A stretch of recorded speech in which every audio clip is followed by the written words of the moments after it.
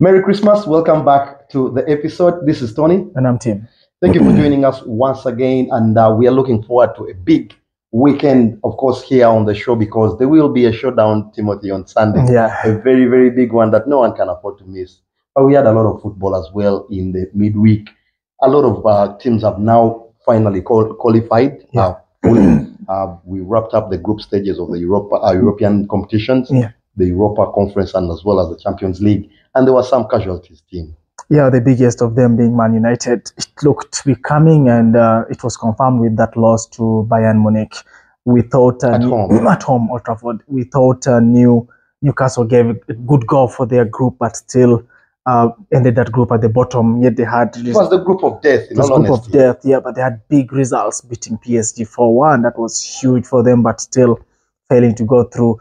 Of course, in the Europa, Tony, we had Liverpool, of course, going through. We've seen in the other European leagues or so, West Ham's go through. So Brighton, yeah. So Premier League teams are still well represented in Europe.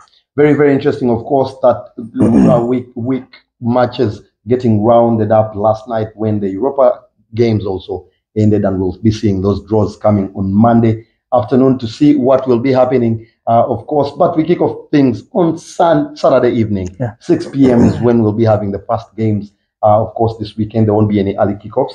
We have Chelsea taking on Sheffield. Yeah. Chelsea slipped into 12 after that loss last week against Everton. Yeah. Let's start their team.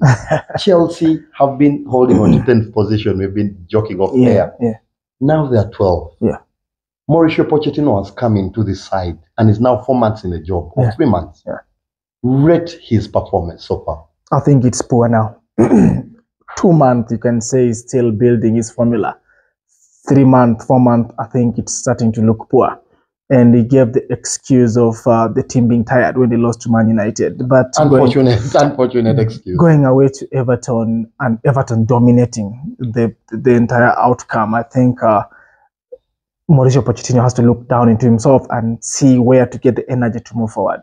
Very, very interesting. Of course, Everton beating Chelsea last time out 2-0 in a game where Chelsea even got further bad news with the news of their goalkeeper Sanchez pulling a hamstring in that particular fixture. Now they have to bring in Petrovic, largely untested, came into this game and conceded almost right away. Yeah. How do they respond after that setback? No, it's going to be huge for them because when you look at the second fiddle keepers, when they come in, they're always panicking here and there. So the defense has to make sure that they protect him as much as possible. But I think hosting a team like Sheffield United, who are bottom of the log, maybe that could be the only good news for Chelsea to start building the confidence for the other players. And then suddenly, other bad news for them, their captain once again coming into this game and getting injured. Yeah. A lot of people are even saying is captain working from home. Yeah. This is not a job you can do virtually, Tim. No, it's not, and it's not ideal for Chelsea team. This is one for a young man like Reece James. Yeah. This is becoming worrying. All his injuries that he's getting. He's missed a lot of games in the last 3 seasons because of injury. Maybe suspension here and there, but a lot of injuries. Yeah. What does that do for a man who had almost an assured ticket to the Euros? No, he's a potential guy. He's always assured. He is both an attacker and a defensive guy. He has that quality in him, but week in, week out, he's now spending more time in the sick bed than on the pitch. And being a captain, I think that also is going to force the coach to look back and think if he can now get another permanent captain, maybe not this season, but I think that will play in the mind of Mauricio Pochettino if he remains the coach of Chelsea. But that means it's going to be a shaky position because Chelsea has not had a number two, a permanent right back. It's been always Reece James, but we're talking about 3 months or 2 months out, and it's going to be tricky for them. Very, very interesting. Of course, Chelsea coming into this particular fixture with a couple of other injury concerns across the team, and perhaps that's what maybe Mauricio Pochettino will be talking about, the injuries that he's had.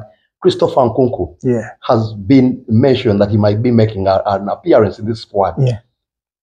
How do Chelsea fans respond to this news? How much have they missed him since he signed from RB Leipzig? I think they will be excited because also the nature of the game that they're going to be having. Sheffield, I've said, is not the strongest of opponents, but you don't want to bring in Nkunku first time. I think give him 15 minutes. Let the fans just look at him and appreciate him, and then maybe you can start giving him more game time later. But for now, introduce him to the Stamford Bridge crowd and then see how it goes on from there. For Sheffield, coming into this particular game, of course, having fired Paul Heckingbottom, their coach there, they like 20th. Yeah. Looking like a candidate to drop back into the championship. Yeah. Where do they pick any positives coming into this particular game? We know that they have a sharpshooter up front there. How do they lift themselves? They brought in Chris Wilder, their former boss. Yeah. How do they lift themselves and get any hope going to Stamford Bridge? I think you just have to look at the Chelsea results and hope that if a big team like Chelsea is sitting in 12th, maybe they are not firing in all cylinders. So it's the only hope you have, because when you look at the entire Sheffield team, you don't see where the goals are coming from, and rightly they're at bottom. Very interesting, but that game will be starting at 6 p.m. Chelsea taking on Sheffield at home. Of course, hoping to get some points back on board so that they can climb back into the top half. Prediction? Tony, we've suffered with Chelsea. It's really hard to predict Chelsea, but Chelsea fans, we need your help. But I think they'll win this 2-0 Chelsea. I've gone for 2-1 Chelsea in this particular one. I really hope that this time Chelsea can be able to pull something out. They need to give their fans something to hang on. Yeah. A lot of Chelsea fans, we've been talking on air with most of them, and they look resigned. They look like they're already waiting for next season, which shouldn't be the case. It's only a quarter of the season gone. So going into this particular fixture, we are hoping that Chelsea can be able to bounce back. We'll be back after the break with more of the games. Don't go anywhere.